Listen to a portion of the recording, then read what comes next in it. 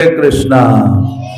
तो आप सबका स्वागत है आज के इस तृतीय दिवस में जगन्नाथ लीला कथा के। तो आपको स्मरण होगा कि कल हमने भगवान जगन्नाथ का जो प्राकट्य लीला है उसके बारे में चर्चा की थी। तो भगवान अपने एक विशेष भक्त के लिए प्रकट होते हैं, महाराज इंद्रद्युम्न के लिए। और उनके लिए प्रकट होने का केवल एकमेव कारण था कि महाराज इंद्रद्युम्न के हृदय में भगवान को देखने की जो लालसा थी, जिसके कारण भगवान प्रकट हो गए। तो श्रील प्रभुपाद जी कहते हैं कि भगवान को प्राप्त करने के लिए कोई भौतिक धन, पद या शिक्षा आदि कोई हमारी योग्यता नहीं है, या उच्च कुल आदि में हम जन्म ले तो भगवान को जान सकते हैं, समझ सकते हैं, ऐसा नहीं है। तो भगवान को जानने के लिए, भगवान को समझने के लिए हमारे हृदय में बहुत अधिक व्याकुलता होनी चाहिए, बहुत अधिक लौल्य या लालसा होना चाहिए, जो लालसा वृंदावन के भक्तों के हृदय में है, जिस लालसा के कारण वृंदावन के जो भगवान के भक्त हैं उनको सर्वोपरि कहा गया है। तो ऐसे महाराज इंद्रद्युम्न के लिए भगवान जगन्नाथपुरी धाम में प्रकट होते हैं। और महाराज इंद्रद्युम्न ने भगवान से 3 वर मांगे थे। आपको याद है बच्चों, कौन से 3 वर मांगे थे? पहला क्या वर था? कि हे कृष्ण जगन्नाथ जी, क्योंकि इंद्रद्युम्न महाराज तो कुछ मांग नहीं रहे थे, लेकिन क्योंकि भक्त का स्वभाव होता है भगवान से कुछ मांगता नहीं है, क्योंकि भगवान की वो सेवा करता है किसी भौतिक अभिलाषा से नहीं, उसको स्वार्थी कहा गया है। वो भक्ति नहीं है, वो व्यापार है। भक्ति क्या है कि हे प्रभु, मुझे केवल मम जन्मनि जन्मनीश्वरे भवताद भक्तिर अहेतुकी त्वयि, हे कि भगवान मुझे जन्म जन्म तक केवल आपकी अहेतु की भक्ति चाहिए और कुछ नहीं चाहिए। इस संसारिक लोग धन, जन, सुंदर पत्नी, पति आदि की कामना करते हैं, लेकिन भगवान के भक्त भक्ति की कामना करते हैं। जैसे रूप गोस्वामी हैं, रूप गोस्वामी भगवान से क्या मांगते हैं कि हे कृष्ण, आपका ये जो नाम है ना कृष्ण, ये इतना अधिक मधुरतम है कि उसका आस्वादन करने के लिए मुझे हजारों जिह्वा चाहिए, और उस हजारों जिह्वा से जब कृष्ण नाम उच्चारित होगा तो उसका आनंद लेने के लिए मुझे लाखों करोड़ों कान चाहिए। उसी प्रकार से महाराज पृथु भी भगवान से प्रार्थना करते हैं कि हे प्रभु, आपकी कृष्ण कथा इतनी अमृतमय है कि मुझे इन 2 कान काफी नहीं है, मुझे लाखों करोड़ों कान दो, तो आपकी जो कथा का जो अमृत है भगवत चर्चा का, वो मैं आस्वादन कर सकता हूं।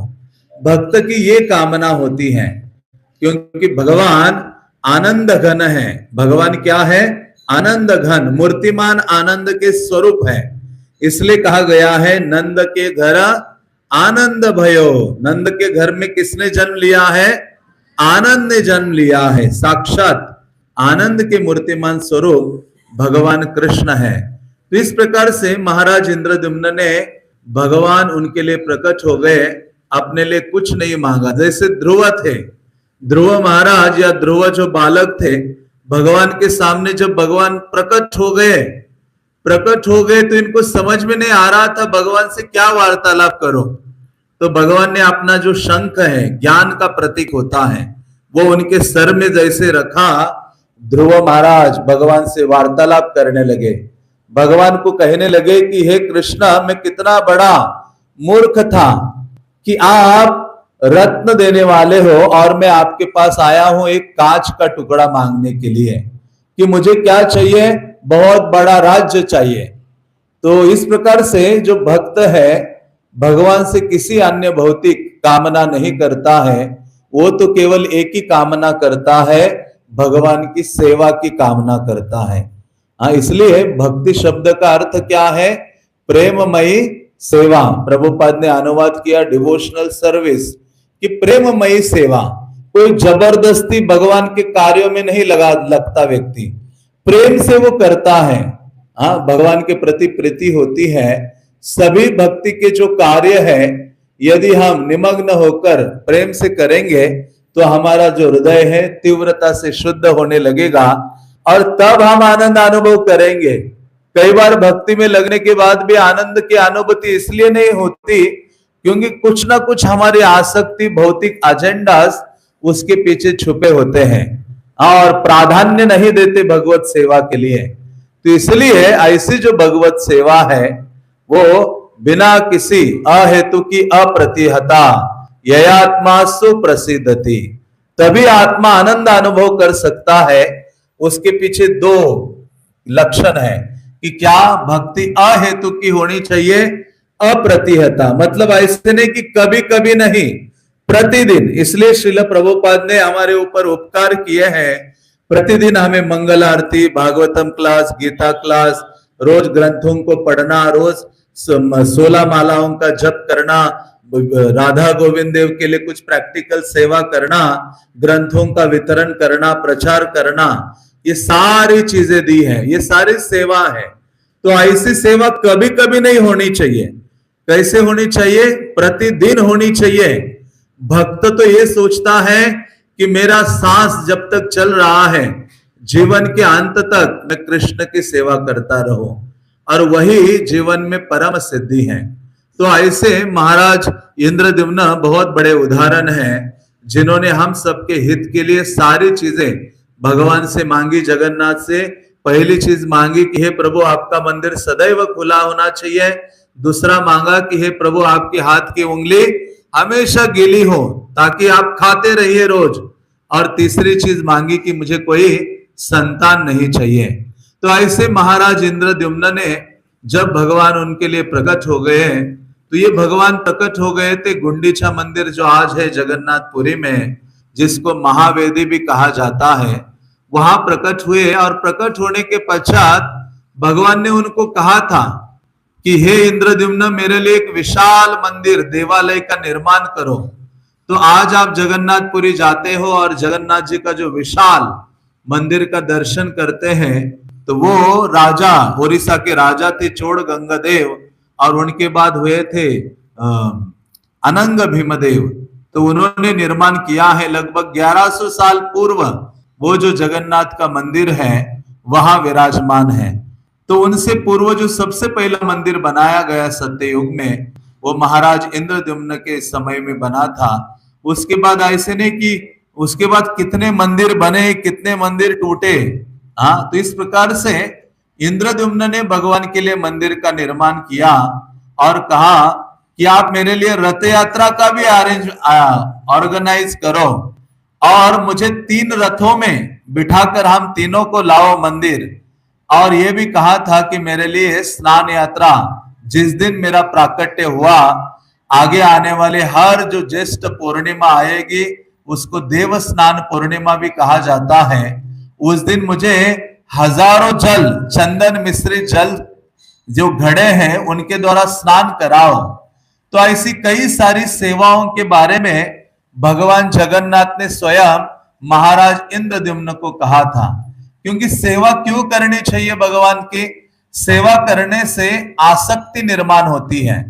इस संसार में आप कुत्ते की सेवा करोगे तो कुत्ते से प्रेम होगा, और जिससे प्रेम होगा मृत्यु के समय में उसका ही स्मरण होगा। कुत्ते का स्मरण होगा तो अगला जीवन हम कुत्ता बनेंगे। तो इसलिए सेवा के द्वारा आसक्ति उत्पन्न होती है। जैसे माँ होती है, उसको स्वाभाविक आसक्ति अपने पुत्र से होती है, क्योंकि पुत्र की बाल्यकाल से वो कितनी सेवा करती है, अपने प्राणों से भी अधिक, तो वो स्वाभाविक है। तो कहते हैं कि ऐसा ही स्वाभाविक सेवा भाव जैसे माँ का अपने पुत्र के लिए होता है, उससे भी अधिक बढ़कर सेवा का भाव हमारा भगवान के लिए होना चाहिए। तो ऐसे राजा इंद्रद्युम्न ने मंदिर का निर्माण किया और फिर जगन्नाथ जी को मंदिर में स्थापित करने के लिए नारद मुनि की आज्ञा से नारद मुनि ने कहा हम उनको बुलाते हैं, ब्रह्मा जी को बुलाते हैं विग्रह की स्थापना करने के लिए। और इंद्रद्युम्न जाते हैं ब्रह्मलोक, सत्यलोक जिसे कहा जाता है, वहां गए तो इंद्रद्युम्न इंतजार कर रहे थे ब्रह्मा जी का उनसे मिलने के लिए। और तब तक इस पृथ्वी में तो वहां का एक क्षण हो तो यहाँ कई युग बीत जाते हैं। तो जब वहां से वापस आए, मतलब वहां जब ब्रह्मा जी से मिले महाराज इंद्रद्युम्न, तो ब्रह्मा जी ने कहा, अरे इंद्रद्युम्न वहां तो कई युग बीत चुके हैं। हाँ, तो फिर जब इंद्रद्युम्न महाराज यहाँ आते हैं तो देखते हैं, देखा गया था, मतलब आने के पूर्व क्या हुआ कि ये जो उन्होंने मंदिर बनाया था जगन्नाथ के लिए, वो पूर्ण रूपेण समंदर की रेत से ढक गया था। और कुछ दिनों मतलब आगे चलकर एक महान गलमाधव नामक एक राजा हुए थे। वो जब अपने घोड़े के ऊपर से जा रहे थे तो घोड़े का पांव किसी चीज में लगता है और घोड़ा ऐसा गिर जाता है, या कहते रुक जाता है। तो राजा उतर के देखता है तो ऐसे थोड़ी मिट्टी हटी हुई नजर आती है, देखता है कि किसी मंदिर का कलश है। तो उस समय वो सारी रेत को हटाते हैं तो एक विशाल मंदिर वहां प्रकट होता है। और वो मंदिर प्रकट होता है तो गलमाधव कहते, उन्होंने फिर कहा कि ये तो मेरा ही मंदिर है। उन्होंने अपना नामकरण कर दिया। जब महाराज इंद्रद्युम्न आए और उस समय उनसे जब वार्तालाप हुआ, इंद्रद्युम्न ने कहा कि यार ये तो कई युगों पूर्व मैंने मंदिर बनाया है। भगवान की कृपा से इंद्रद्युम्न राजा की आयु बहुत हो गई थी और बाकी सब तो नहीं रहे थे, लेकिन राजा की जो रानी है गुंडीचा, वो भगवान की कृपा से अभी तक वहां थी। और फिर समय के साथ वहां ब्रह्मा जी के माध्यम से भगवान जगन्नाथ बलदेव सुभद्रा की वहां प्रथम बार स्थापना की गई। स्थापना के पूर्व यज्ञ किया गया, जिस यज्ञ से भगवान नरसिम्हा प्रकट होते हैं और वहां आदि नरसिम्हा भी कहा जाता है। तो जगन्नाथ जी की स्थापना के पूर्व जगन्नाथ मंदिर में एक कोने में एक छोटा सा मंदिर बनाया गया, जिसमें ब्रह्मा के द्वारा प्रकट जो नरसिम्हा देव है उनकी स्थापना की गई। और फिर जगन्नाथ बलदेव सुभद्रा महारानी की स्थापना की। और इतना विशाल मंदिर आज भी हम जाते हैं तो जगन्नाथ के मंदिर को देखकर आश्चर्यचकित हो जाते हैं। इतना भव्य दिव्य है, इतना ऐश्वर्य महसूस होता है। और जगन्नाथपुरी की एक विशेषता है कि वहां जगन्नाथ के जो सेवक है बहुत अधिक जगन्नाथ की सेवा में निमग्न है। आप देखिए बड़े बड़े जो प्रसादम के मटके हैं वो उठा उठा कर कंधे में लेके जाते हैं, गरम गरम भगवान जगन्नाथ को अर्पित करते हैं। और ऐसी सेवा करते हैं जगन्नाथ की, पूरे भारत विश्व में, भारत वर्ष में किसी भी जगह ऐसी भगवान की सेवा नहीं होती है। इतने सारे व्यंजन उनको अर्पित किए जाते हैं। तो ऐसा विशालतम मंदिर का निर्माण किया और सेवा कार्य शुरू किया। और आगे चलकर इंद्रद्युम्न महाराज के समय से आज तक भगवान जगन्नाथ की जो सेवा है वो चल रही है। और भगवान जगन्नाथ सबके हित के लिए वहां बैठे हैं। मंदिर के अंदर भगवान जिस वेदी पर, जिस अल्टर पर बैठते हैं उसको रत्न वेदी कहा जाता है। और वो जो रत्न वेदी है जिसके ऊपर भगवान को बिठाया है वो सारी शालिग्राम शिलाओं से बनी है। सारे नेपाल के नरेश, उन्होंने सारी शालिग्राम वहां प्रदान की थी, जिसके द्वारा वो शालिग्राम के ऊपर भगवान जगन्नाथ बलदेव सुभद्रा विराजमान है।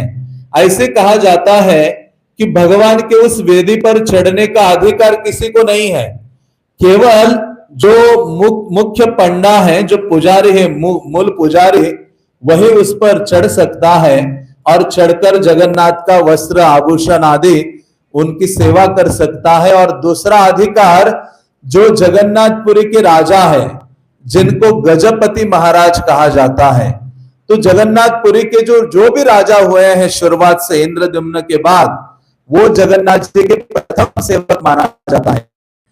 भक्ति क्या है कि केवल कृष्ण के लिए रोना हमें सीखना है। प्रभुपाद के एक शिष्य थे जिन्होंने ओडिशा में प्रचार किया, भुवनेश्वर आदि में, श्रील गौर गोविंद स्वामी महाराज। तो ऐसे गौर गोविंद स्वामी महाराज महान भगवान के भक्त थे, प्रेम से पूरित थे। तो उन्होंने कहा कि मैंने यहां मंदिर खोला है, और ये मंदिर नहीं है, ये क्या है, क्राइंग स्कूल है। ये ऐसा स्कूल मैंने खोला है जिसमें आपको रोना सिखाया जाता है। किसके लिए रोना सिखाया जाता है? कृष्ण के लिए। क्योंकि हम जन्म लेते ही मरने तक रोते ही रहते हैं। जन्म लेकर बाहर आते तो रोते हैं मां के गर्भ से आकर, और यदि रोए नहीं तो डॉक्टर थप्पड़ मारता है कि अरे रोना पड़ेगा आपको, हाँ तो नहीं तो कुछ तो गड़बड़ है। तो तब रोते हैं। और फिर बचपन में कीड़े मकोड़े काटते हैं, प्यास लगती है तो मां को लगता है भूख लग रही है, पानी की जगह कुछ और खिलाते, रोता रहता है। बड़ा होता है, बुढ़ापे तक, हर स्थिति में मृत्यु तक रोता है। लेकिन कृष्ण के लिए कभी नहीं रोए हम। इस संसार के लिए रोए, संसार की आसक्ति के लिए रोए हैं, संसार की इच्छा पूर्ति के लिए रोए हैं। लेकिन भगवान के लिए कोई एक छोटा सा आंसू हमारे आंखों से नहीं आया। तो भक्ति का अर्थ है कि अंतिम एक ऐसा समय आना चाहिए, नयनम गलदश्रु धारया वदनम गद गद रुद्धया गिरा। चैतन्य महाप्रभु कहते कि हे कृष्णा, वो दिन कब आएगा जब आपका नाम उच्चारण करने मात्र से मेरे आंखों से आंसुओं की धारा बहने लगे, और मेरी वाणी गदगद हो जाए। तो इस प्रकार से जो क्रंदन है वो परम आवश्यक है, वो सीखना है। तो ऐसे जो रामचंद्र देव है वो जगन्नाथ मंदिर के सामने गेट पर रो रहे थे, और भगवान का जो देवालय है, पुजारियों ने भगवान को शयन करके सुलाकर, क्योंकि भगवान जगन्नाथ जी जो आखिरी शयन होता है, और उनका कोई समय नहीं है, जगन्नाथ का उठने का कोई समय नहीं है और सोने का कोई समय नहीं है। कभी भी उठ जाएंगे, कभी 3 बजे उठ के मंगल आरती हो रही है, कभी रात को 2 बजे सो रहे हैं और आधे घंटे के बाद फिर से उठ रहे हैं, और कभी रात को 2-3 बजे जाओ तो भी दर्शन है, क्योंकि इंद्रद्युम्न ने कहा था। तो उनका कोई समय नहीं है। तो ऐसे भगवान को जब शयन दिया, और अंतिम जो वेश भगवान धारण करते हैं उसको बड़ा श्रृंगार वेश कहते हैं। क्योंकि जगन्नाथ का स्वरूप क्या है? ये स्वरूप है राधा रानी और ब्रज के भक्तों के विरह का स्वरूप है। इसलिए रात को जो सबसे आखिरी वेशभूषा भगवान धारण करते हैं वो वृंदावन की वेशभूषा होती है, जिसको बड़ा श्रृंगार वेश कहते हैं। सारा तुलसी और फ्लावर भगवान अपने शरीर पर धारण करते हैं, और उसके पश्चात भगवान ब्रज की भावना में होते हैं और शयन करते हैं। तो ये सब शयन के बाद पुजारी चले गए, और रात्रि मध्य रात्रि में रामचंद्र देव वहां आए। तो भगवान को देखने के लिए वो जब उपस्थित थे वहां, तो जब भगवान बाहर गेट पर भक्त रो रहा है, भगवान से रहा नहीं गया। भगवान अपना रत्न सिंहासन छोड़कर वहां से ऐसे कूद कर, ऐसे चल चल कर आते हैं, जैसे रथ यात्रा के दिन आते हैं ना, चल चल कर रथ के ऊपर बैठते हैं। तो ऐसे भगवान मध्य रात्रि में चल चल कर सिंह द्वार पर आते हैं, और रामचंद्र देव जो आश्रोपात कर रहा था, रो रहा था, उसके सामने ऐसे खड़े होकर आलिंगन की मुद्रा में खड़े होते हैं। और वो ऐसे देखता है, भाव विभोर होकर भगवान की स्तुति गान करता है, भगवान को बारंबार प्रणाम करता है, और भगवान के दर्शन से दिव्य आनंद की अनुभूति करता है। और फिर भगवान वापस चले जाते हैं। जो और फिर दूसरे दिन जब पुजारी आता है, वो देखता है कि अरे सिंह द्वार से लेकर जो पहला गेट है उसके बाद 22 सीढ़ियां आती हैं, जिनको चढ़कर आप मंदिर में जाते हो। वहां से लेकर पूरा मंदिर के गर्भगृह के अंदर तक बहुत सारे फूल पड़े हैं, चंदन गिरा हुआ है, तुलसी गिरी हुई है। ये पुजारी आश्चर्यचकित होता है कि अरे ये क्या है, ये कैसे गिरा है ये सारा। और ये ऐसे एक दिन नहीं चला, 2-3 दिन एक के बाद एक ऐसे हुआ, क्योंकि प्रतिदिन ये रामचंद्र देव रह नहीं सकते थे, भगवान को देखे बिना नहीं रह सकते थे। ये प्रेम का लक्षण है कि भगवान को देखने के लिए जाना है। गोविंद देव को देखने के बिना मैं नहीं रह सकता, गोविंद देव को देखना ही देखना है, ये भावना होती है भक्त के हृदय में। तो वो रोज रात्रि को आते थे, विलाप करते थे, और भगवान तुरंत अपना रत्न सिंहासन छोड़कर गेट पर उनके लिए उपस्थित। फिर पुजारी ने दूसरे तीसरे दिन ऐसे देखा, भगवान को प्रार्थना किया, भगवान क्या हमसे कुछ अपराध हो रहा है, ये क्या चीज है, सारे आपके शरीर पर ये पुष्प आदि तुलसी चंदन रहता नहीं है, गिरा हुआ हमें प्राप्त होता है। तो उन्होंने कहा कि मैं प्रतिदिन बाहर जाता हूं अपने एक भक्त रामचंद्र देव के लिए। तो वहां मूल पुजारी को भगवान ने कहा कि मेरा जो विग्रह है वो क्या करो, तुम बाहर मेन गेट पर एक विग्रह स्थापित करो, और फिर वो आप आज भी जाते हो जगन्नाथपुरी तो मेन गेट पर आप पूरे बाहर भी खड़े रहो तो भगवान जगन्नाथ का सुंदरतम जो फेस है, मुख कमल है, आपको दिखाई देता है। भगवान वहां प्रकट होते हैं, प्रकट है, आज भी प्रकट है, हर प्रकार के व्यक्ति को वहां दर्शन दे रहे हैं। आज भी इस्कॉन के जो भक्त हैं, कितने सारे विदेशी भक्त हैं जिनको मंदिर में प्रवेश नहीं है, वो दूर दूर विदेश से आते हैं लाखों करोड़ों रुपए खर्च करके, और केवल आते हैं जगन्नाथ को देखने के लिए, और वहां केवल गेट तक पहुंचते हैं और उनको केवल वो जगन्नाथ का वो स्वरूप देखकर वो जाते हैं, भगवान की विशेष कृपा वो प्राप्त करते हैं। तो इस प्रकार से भगवान जगन्नाथ अंदर से बाहर आते हैं, और इसलिए उनका नाम, उस विशेष विग्रह का नाम क्या है, पतित पावन है। इसलिए हमें हमेशा ये भावना होनी चाहिए कि मैं पतित व्यक्ति हूं, तब भगवान उसको उठाते हैं, फिर भगवान उसकी सहायता करते हैं, हमें शुद्ध करते हैं। ये भावना, विनम्रता की भावना, भगवान को ये गुण सबसे ज्यादा आकर्षित करता है। विनम्रता जो है भगवान को प्रिय, खींच लेता है। जैसे चैतन्य महाप्रभु को खींचा था रूप सनातन की विनम्रता से। महाप्रभु ने कहा, अरे इतनी विनम्रता, मेरा हृदय फट रहा है। महाप्रभु बोलते हैं, इतना फटा जा रहा है तुम्हारी विनम्रता देखकर। वो कहते हम जगाई मदाई से भी अधिक पापी है, रूप सनातन तो इतने महानतम आचार्य हैं। तो ऐसे भगवान जगन्नाथ को जो भी हम अर्पित करते हैं वो बहुत सरलता से स्वीकार करते हैं, और हम यदि निष्कपट भावना से उनको अप्रोच करते हैं तो भगवान आदान प्रदान करते हैं, और भगवान को जो भी अर्पित करते हैं भगवान प्रेम से स्वीकारते हैं।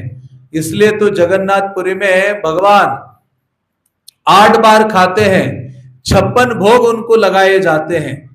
और भगवान जगन्नाथ का जो किचन है जगन्नाथपुरी में, वो वर्ल्ड का सबसे बड़ा किचन है। किसी जगह, किसी मंदिर में इतना बड़ा किचन आपको प्राप्त नहीं होगा, जिस किचन में केवल जगन्नाथ के लिए भोजन बनाने के लिए 3000 लोग उपस्थित होते हैं।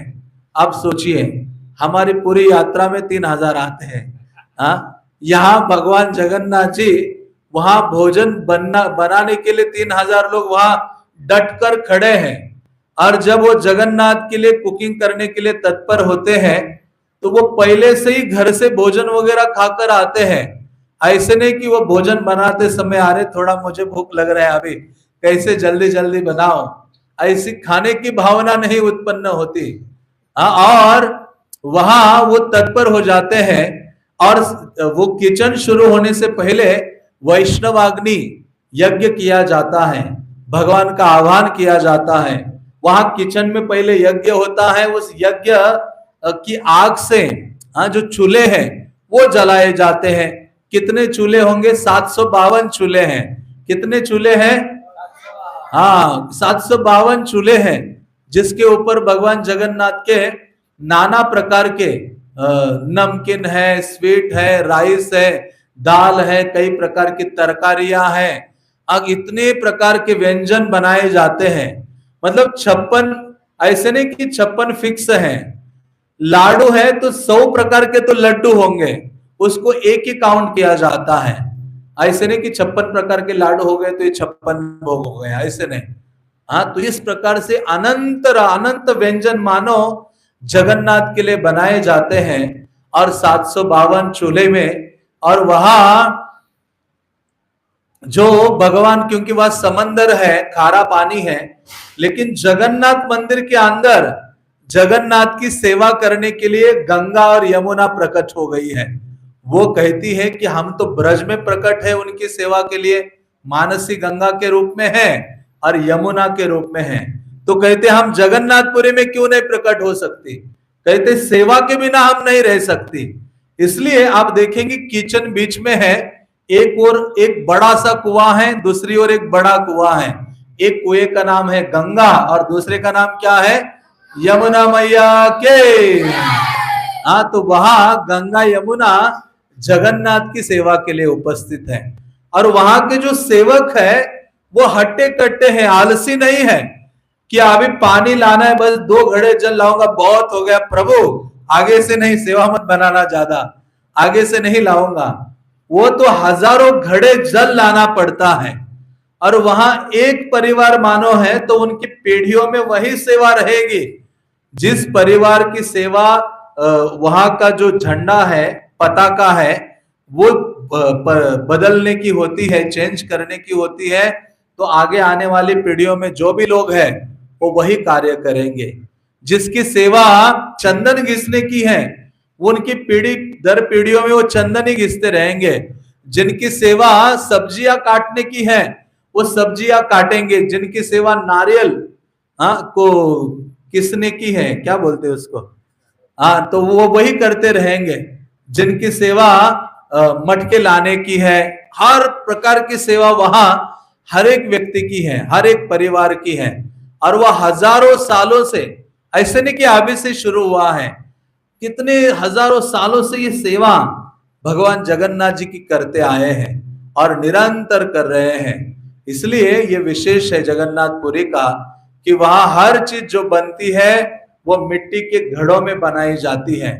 और जैसे हम कुछ कुकिंग करते हैं तो छोंक बाद में लगाते हैं या पहले लगाते हैं, वहां ऐसा नहीं है। वहां जब सब्जी बननी है तो सारी सब्जी जो भी डालना है वो एक ही साथ डाल देते हैं और डायरेक्ट रख देते हैं उसके ऊपर। और जैसे ही कोई व्यंजन तैयार होता है, वो व्यंजन जैसे हमें भोग लगाना होता है तो फिर हम एक अलग से प्लेट निकालते हैं, कटोरिया रखते हैं और थोड़ा थोड़ा निकाल कर उसमें डालते हैं। ऐसा नहीं है जगन्नाथपुरी में। जो भी चूल्हे पर होगा वो पूरा के पूरा किसके सामने जाएगा, जगन्नाथ के सामने जाएगा। चूल्हे का जो बर्तन डायरेक्ट हंडी उठाकर वही गर्म हंडी जाकर जगन्नाथ के सामने रखी जाती है। इसी कारण से उस प्रसादम को बोला गया है अबड़ा। मतलब जो डायरेक्ट किचन से निकलकर डायरेक्ट भगवान के सामने जाता है। और इतने मटके होते हैं कि आप काउंट नहीं कर सकते।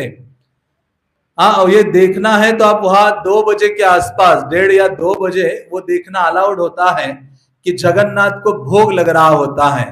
और जगन्नाथ जी आपका जो मंदिर बन रहा है पीछे बहुत दूर है और भोग लग रहा है बहुत दूर। भोग मंडप भगवान गर्भगृह में है, फिर उसके बाद आता है जगमोहन, उसके बाद आता है नाट्य मंदिर, उसके बाद आता है भोग मंडप। मतलब ऐसे 4 बड़े हॉल बीच में है। उसके बाद वो मंडप आता है भोग मंडप, वहां भोग रखा जाता है। और आप देखेंगे कि एक के ऊपर एक ऐसे हजारों मटके भरे हुए हैं। मतलब टेम्पल का इतना कैंपस है ना, इतना हॉल है, वो सारे मटके ऐसे भरे भरे भरे भरे रहते हैं। और 3 पुजारी, जहां गरुड़ स्तंभ है उसके बिल्कुल पीछे 3 पुजारी ऐसे बैठते हैं और जगन्नाथ जी के सामने कपड़ा, छोटा सा कपड़ा ऐसा बांधा जाता है। और आप देखेंगे, उस कपड़े को देखेंगे तो आपको जगन्नाथ जी की बाकी चीजें दिखाई देती हैं, केवल उनका ओठ नहीं दिखाई देता। बड़ा अद्भुत है, वो ऐसा बांधते हैं वो कपड़ा, जहां से मर्जी देखो आपको जगन्नाथ जी के ओठ ये नहीं दिखाई देंगे। क्योंकि उस समय अभी भगवान का क्या टाइम हो रहा है, खाने का समय हुआ है, लेकिन आप देख सकते हो उनको खाते हुए। तो पुजारी, 3 पुजारी बैठते हैं, कई सारे मंत्रों का उच्चारण करते हैं, अपने हाथ में जल लेते हैं, तुलसी अर्पित करते रहते हैं। और ऐसे कहा जाता है कि जब तक भगवान जगन्नाथ, बलदेव, सुभद्रा का जो स्वरूप है वो जल में प्रकट नहीं होता, तब तक ये विधि चलती रहती है। और जब तक प्रकट ना हो, इसलिए प्रतिदिन वो जल में उनके हस्त कमल में प्रकट होते भगवान, और भगवान जो भोग है वो स्वीकार करते हैं। तो इस प्रकार से भगवान जगन्नाथ वहां अनंत जो भोग है वो स्वीकार करते हैं। और जब भोग को लाया जाता है तो जो लाने वाले सेवक है वो अपना जो मुंह है और नाक है ऐसा बांधा जाता है, हाँ, ताकि जो मुंह से कुछ थूक आदि भी ना गिरे। तो इस प्रकार से बड़े ध्यान से लाते हैं भगवान जगन्नाथ के सामने, ये सब परोसा जाता है और भगवान बहुत आनंद से भोग को ग्रहण करते हैं, क्योंकि भगवान परम भोक्ता है, भोक्ता राम यज्ञ तपसा। भगवान तो इंतजार करते हैं कि मेरे लिए क्या बनाया है आपने घर में। जैसे आपको पता है भगवान जगन्नाथ का एक फेमस प्रसाद है, उसका नाम है खाजा। क्या नाम है? खाजा को खाया है आपने? तो उसको हमारे भक्त, मैं वहां नैरोबी में था पिछले साल, वहां सारे भक्त उसको बोलते जगन्नाथ का टंग है। क्या है? जगन्नाथ, उसका वो जीभ की तरह है ना खाजा। वह सारे भक्त कहते ये जगन्नाथ की टंग है। वो कहते जगन्नाथ की टंग आपको मिली है क्या? तो वो ऐसा है क्योंकि जगन्नाथ का ये रेसिपी स्वयं का है, वो किसी और ने रेसिपी क्रिएट नहीं किया। भगवान जगन्नाथ ने उस स्वीट के बारे में सोचा कैसे बनाना, रेसिपी सब कुछ, और जगन्नाथपुरी में एक भक्त के स्वप्न में जाकर उनको वो सारा रेसिपी का ज्ञान दे दिया कि बना के तैयार करो, कल सुबह मैं आ रहा हूं।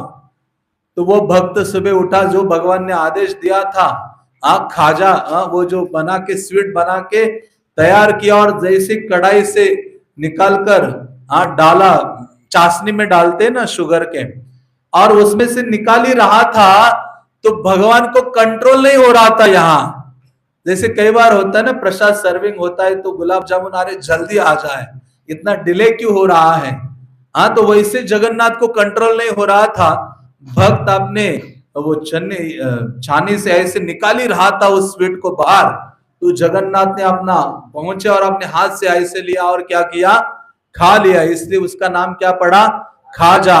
बहुत शीघ्रता से खा लिया और भगवान वहां से चले गए मंदिर में बैठने के लिए। तो ऐसा ये जो खाजा है वो भगवान जगन्नाथ को बहुत प्रिय है।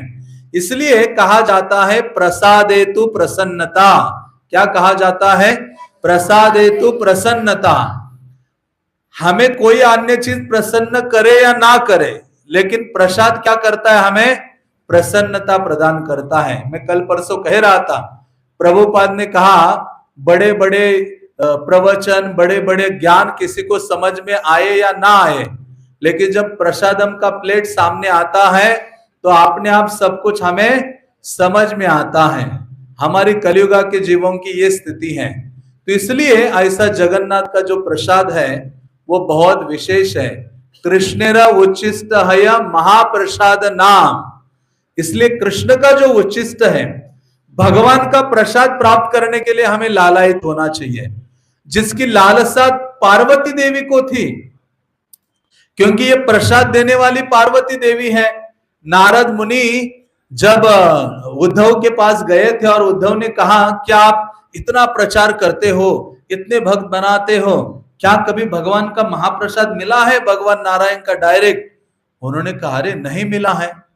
तो कहते अरे कभी तो ट्राई करो, जाओ वैकुंठ, लक्ष्मी देवी आपको देगी। तो ये गए और लक्ष्मी देवी की सेवा करते रहे नारद, और सेवा करने के पश्चात सेवा बहुत महीने की, और लक्ष्मी देवी ने कहा नारद क्या चाहिए? कहते हे माता कुछ नहीं चाहिए, भगवान का ना थोड़ा सा प्रसाद मिल जाए, महाप्रसाद भगवान ग्रहण करते तो धन्य हो जाऊंगा। तो लक्ष्मी देवी कहती भगवान ने मुझे कहा है मेरा उच्चिष्ट किसी को नहीं देना है, लेकिन जब इन्होंने वचन दिया था लक्ष्मी ने कि मैं आपको दे दूंगी उनका उच्चिष्ट, तो एक दिन भगवान नारायण को भगवान लक्ष्मी देवी परोस रही थी भोजन, तो उस समय देखा कि लक्ष्मी थोड़ी सी दुखी है। तो फिर भगवान ने कहा क्या हो गया, तुम्हारा ऐसा मलिन मुख है? तो उन्होंने कहा कि आपका जो भक्त नारद है वो थोड़ा सा प्रसाद मांग रहा है आपका। कहते जो प्रसाद है ना, मुझे हमेशा न पूछकर दिया करो, किसी को देना है मुझे पूछने की जरूरत नहीं है। तो नारद को उस दिन इतना महाप्रसाद, पूरा राजभोग का थाली मिल जाता है, और नारद दोनों हाथों से ऐसा खाते रहते हैं, खाकर इतने आनंदित हो जाते हैं, आनंदित होकर सब जगह भ्रमण करते हैं। भ्रमण करते करते कैलाश में जाते हैं। महादेव जी देखते कि अरे नारद इतना आनंदित है, कहां से आए हो? कहते वैकुंठ से आया हूं। हाँ, इतना आनंदित कैसे लग रहा है? कहते मुझे महाप्रसाद मिला है, प्रसाद पाकर आया हूं। कहते कैसे अब मेरे भाई हो? हाँ, मेरे लिए लाए हो प्रसाद? कहते नहीं, पूरा खा लिया। शिव जी कहते कि देखो आपके नाखून में होगा महाप्रसाद। कहाँ होगा? नाखून में। शिव जी नारद जी के नाखून से महाप्रसाद जो थोड़ा सा बचा था उसको निकाल कर खाते हैं और खाकर शिव जी आनंदित हो जाते हैं। इसलिए जगन्नाथ प्रसाद के लिए कहा गया है कि यदि ये इतना महानतम है, यदि कोई कुत्ता भी खाए और खाते हुए कुत्ते के मुंह से गिर जाए वो प्रसाद और जाकर दौड़कर खाए कोई व्यक्ति, उस व्यक्ति की वास्तव में श्रद्धा है जगन्नाथ प्रसाद में। ये श्रद्धा का लेवल है। हाँ, इसलिए ऐसे जो शिवजी हैं उनको वैष्णवा नाम यथा शंभु कहा जाता है, क्योंकि प्रसाद के प्रति श्रद्धा है। ये साधारण चीज नहीं है। हाँ, प्रसादम भगवान का साक्षात आधर अमृत है, उच्चिष्ट है। तो वो जो है शिव जी खाते हैं, नाचने लगते हैं और नाचकर ये पृथ्वी ऐसी टलमल होने लगती है। पृथ्वी देवी अपना रूप धारण करके पार्वती के पास आती, कहती कि अरे आपके पति को जरा संभालो, आजकल बहुत डांस कर रहे हैं। तो पार्वती देवी गई और कहा कि क्या हो गया, आप रोज मैं नहीं देख रही हूं, नाचते नहीं है, आज इतना जब प्रलय के समय जो नृत्य करते वैसा नृत्य कर रहे हैं। उन्होंने कहा कि मुझे भगवान नारायण का प्रसाद प्राप्त हुआ है, इसलिए मैं बहुत आनंदित हूं, भाव विभोर हूं। तो पार्वती देवी कहती है कि आप मुझे अर्धांगिनी कहते हैं, तो मेरे लिए कुछ आधा प्रसाद छोड़ा है आपने? कहते हैं कि आप योग्य नहीं हो प्रसाद ग्रहण करने के लिए, आपका प्रसादम के ऊपर अधिकार नहीं है। शिव जी कहते ये धनेर अधिकारे नहेत भवानी, हे भवानी ये प्रसाद रूपी धन है, उसका अधिकारी तुम नहीं हो। तो पार्वती देवी बहुत दुखी हो जाती है और पार्वती देवी फिर प्रतिज्ञा करती है। पार्वती देवी तपस्या के लिए बैठती है और प्रतिज्ञा करते हुए वो कहती है, दुर्लभ से त्रिजगते विष्णु निवेदित, विशेष आधारामृत वेदे अवेदित, हे न महाप्रसादा में करे नु बक्षान, सफल जन्म मोर आजी शुभक्षान। तो ये कहती है कि मेरा जीवन है वो शुभ हो जाएगा जब मैं महाप्रसाद ग्रहण करूंगी। और तब उन्होंने प्रतिज्ञा की, यही महाप्रसाद मोई दिमु जगत तेरे, मैं ऐसा कार्य करूंगी कि सारे जगत को महाप्रसाद प्रदान करूंगी।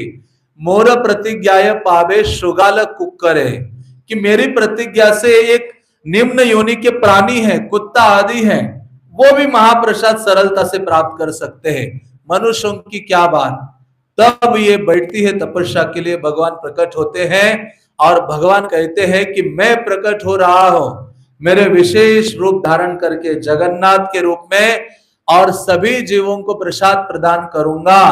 महाप्रसादेर गंदे सबे हबे मुक्त बंदे।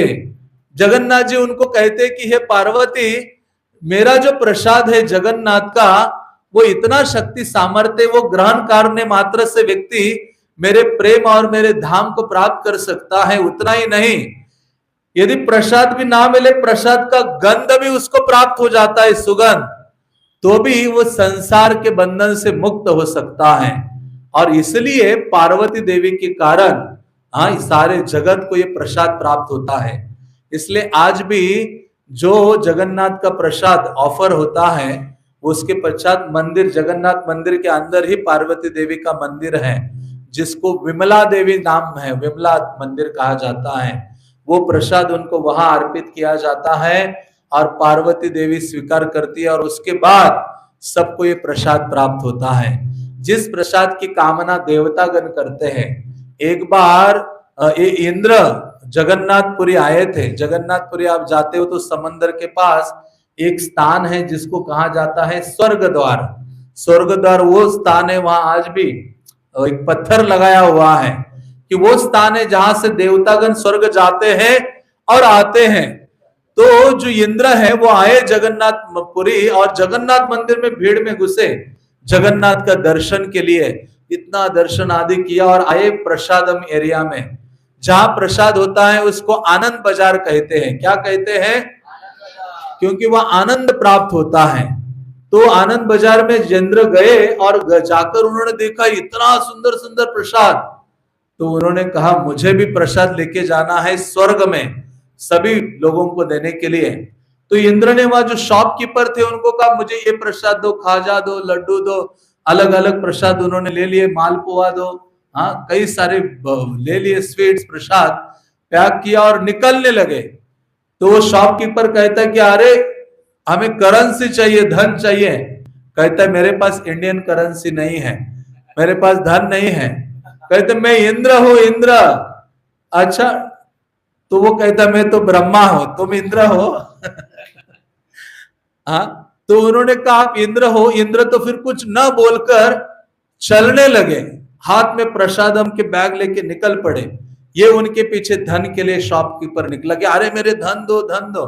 फिर थोड़ी देर के बाद इंद्र रुक जाते हैं और रुक कर इंद्र कहते कि देखो मैं साक्षात इंद्र हूं। और वो देखता है कि जो स्वर्ग के देवता होते हैं उनके जो पांव हैं पृथ्वी का स्पर्श नहीं करते, उनकी जो माला है मुरझाती नहीं है, हमेशा फ्रेश रहती हैं।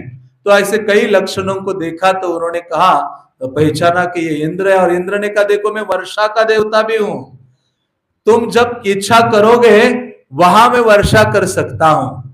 तो ये उनको आशीर्वाद दिया और इंद्र फिर उस स्थान उसके सामने से आप प्रकट होते हैं। तो वहां एक पत्थर लगाया जाता है, वो स्वर्ग द्वार आज भी जगन्नाथपुरी में है। तो ये वापस आता है जगन्नाथ मंदिर में जो एरिया है आज भी आनंद बाजार, वहां वो बैठा था और सोचा कि सही में इंद्र है और उन्होंने मुझे ये वचन दिया है तो थोड़ा सा ट्राई करता हूं बारिश करने का। बारिश और वो होगी तो जहां वो बोलेगा उधर ही बारिश होगी। तो इसने ऐसा आंख बंद किए और कहा कि इंद्रदेव जी थोड़ा सा यहाँ आसपास अंदर या अंदर थोड़ा बारिश कर दो। तो ऐसी बारिश गिरने लगी और उसको पता चला कि वास्तव में ये इंद्रदेव ही आए थे जगन्नाथ का प्रसाद पाने के लिए। और ये बात फिर राजा को बताई जाती है और फिर एक अलग से डिपार्टमेंट शुरू होता है, एक विशेष नाम दिया जाता है उस सेवा के लिए कि देवता गण भी यहाँ आकर प्रसाद ग्रहण करते हैं। आज भी वो डिपार्टमेंट उस नाम से वहां जगन्नाथपुरी में जाना जाता है। जगन्नाथ की सेवा का वहां निर्वाहन होता है और तब राजा आकर उनको पगड़ी आदि धारण करता है और सब जगह ये विदित हो जाता है कि इवन जगन्नाथ जी का जो प्रसाद पाने के लिए स्वर्ग के देवतागण भी आकर यहाँ उपस्थित हो जाते हैं। इसलिए परम सौभाग्य समझना चाहिए कि हम जगन्नाथ का प्रसाद प्राप्त करें। कई ऐसे वैष्णव भक्त हैं, जगन्नाथपुरी का जो चावल है ना आज भी वो ड्राई करके अपने घर में रखते हैं। जगन्नाथपुरी में वो मिलता है, थोड़ी सी एक निर्माल्य की थैली, छोटी सी सूखा हुआ चावल। तो पूरे वर्ष भर जीवन के अंत तक रोज एक थोड़ा थोड़ा थोड़ा खाते हैं।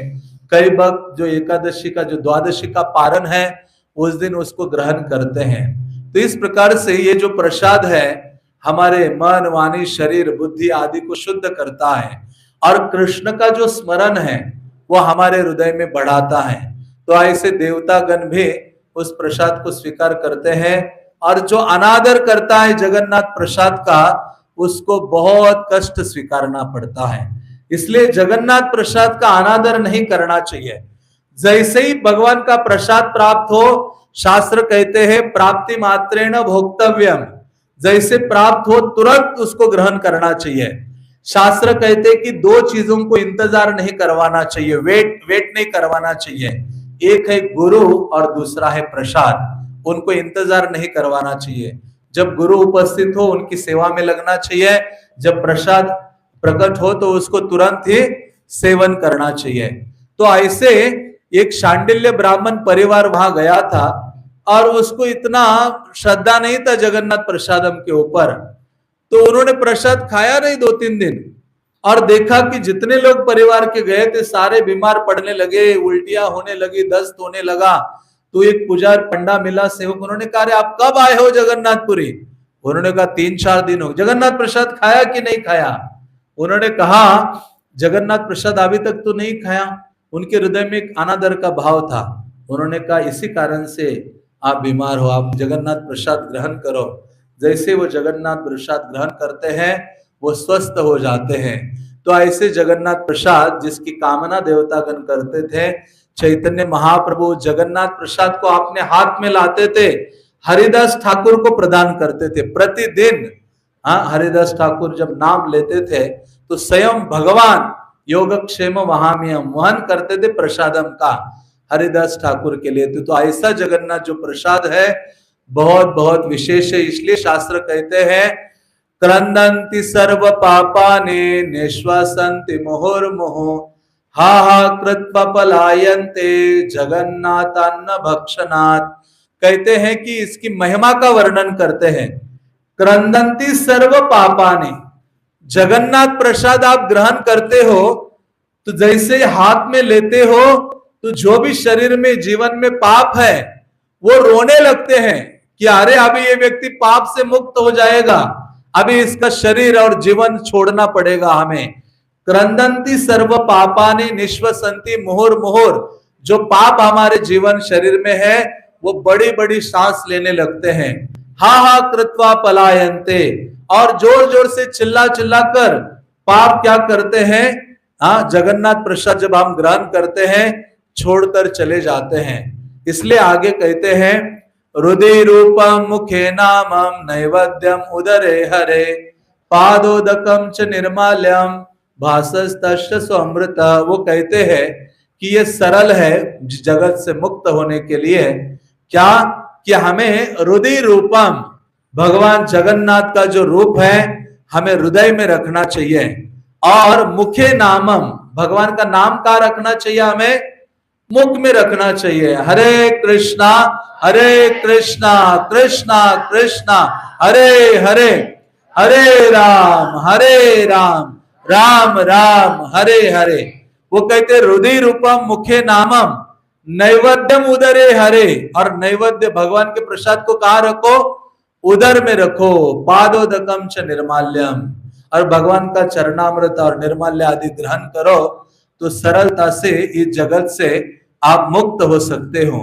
तो ऐसे भगवान जगन्नाथ का जो प्रसाद है बहुत बहुत विशेष है, और श्रील प्रभुपाद की कृपा से केवल जगन्नाथपुरी में ही प्रसाद नहीं है, प्रभुपाद ने जगन्नाथ प्रसाद पूरे विश्व में पहुंचाया है।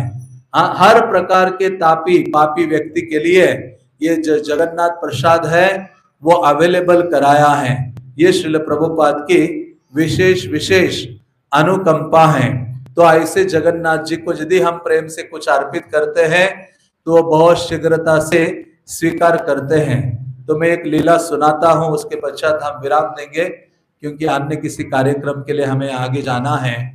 तो जगन्नाथपुरी में आपने सुना है कि एक बहुत ही विशेष माताजी वहां निवास करती थी, जिनका नाम था करमाबाई।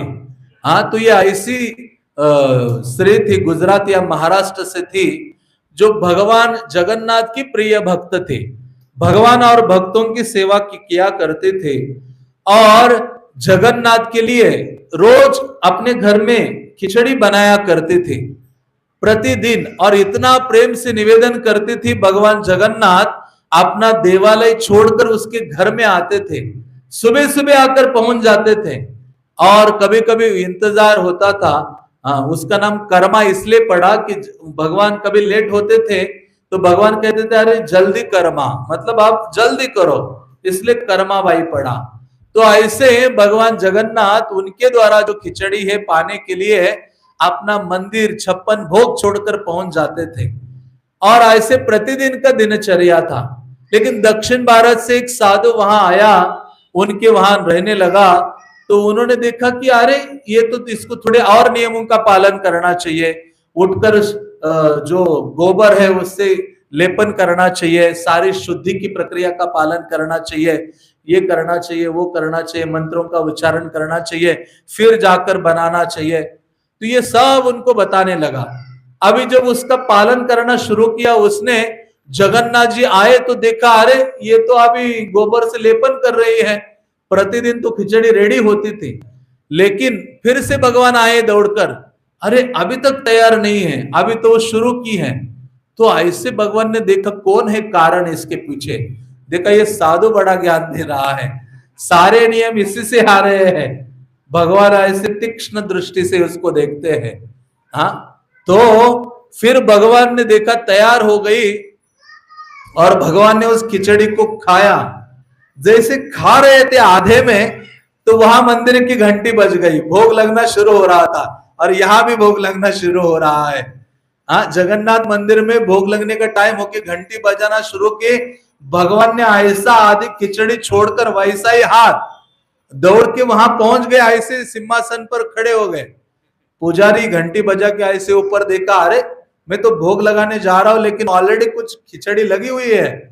कहते भगवान ये क्या है, ये चावल कहां से खाकर आए हो?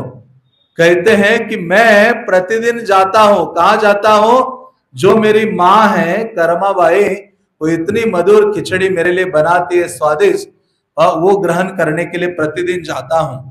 लेकिन प्रतिदिन जाकर आके खड़ा हो जाता हूं, आप सबको पता नहीं है, लेकिन आज गलती से वो जो एक व्यक्ति है ना, उसके कारण डिले हो गया है, लेट कर दिया मुझे। उसको जरा बताओ कि उसको ज्यादा दिव्य ज्ञान मत दो।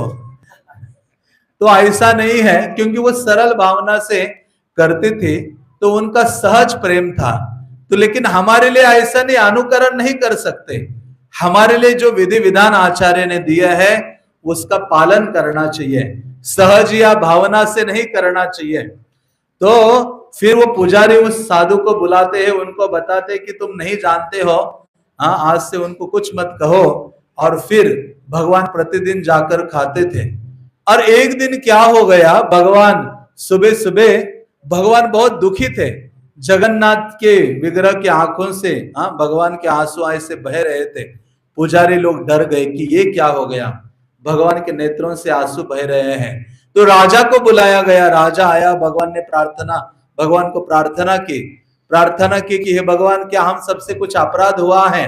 आपकी सेवा पूजा आदि में कृपया हमें क्षमा कीजिए और अवगत कराइए हमें कि क्या अपराध हमसे हुआ है।